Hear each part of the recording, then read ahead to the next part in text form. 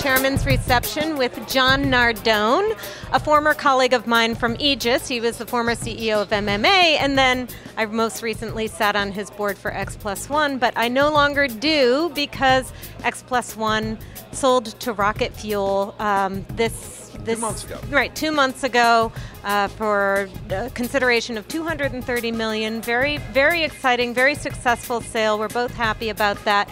And from what I gather, the two are working amazingly together, sort of like, you know, chocolate and peanut butter. It feels like a great combination. Can you talk to how those two organizations fit together from an integration standpoint? Yeah, absolutely. Thanks, Sarah. You know, we were really attracted to Rocket Fuel because the artificial intelligence technology that they invented really lends itself to dealing with the complexity of multi-touchpoint marketing. One of the things that we began to learn at X Plus One as we were helping big clients stitch together their various marketing touch points is that it gets to be really complex as you connect email to website to display to call center to mobile apps, and the permutations of different customer journeys just start to multiply. And you know, marketers really begin to struggle with how to write the right rules, how to do the analytics, and the artificial intelligence really seems like it's a great path for solving that and bringing some simplicity to an otherwise complex problem. Right. Now, John was also a keynote speaker today at AdTech, and we talked about the changing needs of CMO, or the changing skills of CMOs, and the need to become data experts. And you talked about this concept of, you know, making complex things simple and helping marketers to get their arms around, you know, all of the data touch points of the program. Can you kind of color in on that? Is there any marketer that comes to mind that's doing a great job using their touch points? Yeah, you know, I'm a big fan of what a lot of the financial services marketers are beginning to do, and what native retailers are doing. And you know, the common thread, obviously, is that they have a lot of different meaningful touch points with their customers, and they're all electronic. So if you're a major bank today in America, probably 98% of all the interactions you have with your customers are through electronic channels, either the website or email or the ATM machine. There's really not that much human contact. And if you're a digital retailer, it's much the same. And so they've learned to become quite skilled at taking advantage of the different touch points. The real challenge for these is now to begin to take those touch points and stitch them into a more coordinated experience.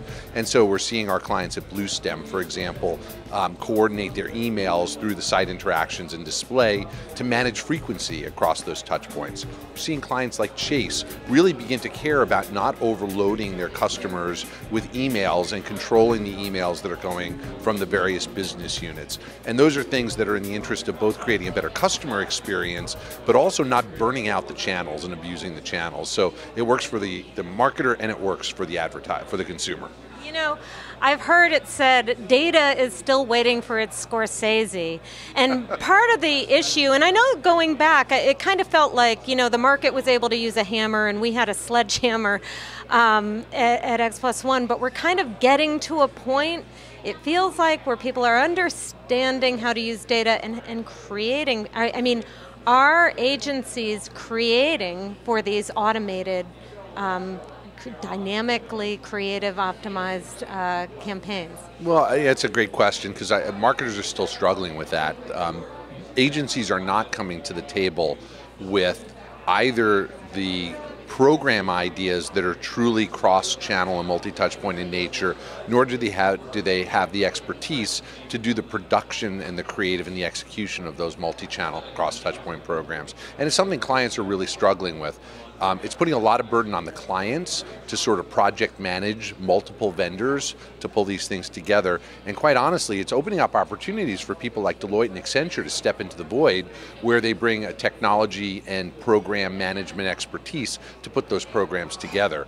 And so It's interesting to me that Publicis, for example, has acquired Sapient and Rosetta and companies like that, because it seems like that's one of the holding companies that's really recognized where this is all going in terms of using technology to create new customer experiences, and is putting a stake in the ground that they're going to be a player in that marketplace. I think that's a really, really big piece of news this week, and I do think that's where they're headed. John, you're such an important thought leader in this industry. I know, you're really one of the original pioneers, and I'm so happy to see your success with rocket fuel, and I know that that's going to continue into the future. So thanks for joining us. Thank you so much, Sarah. I really appreciate it.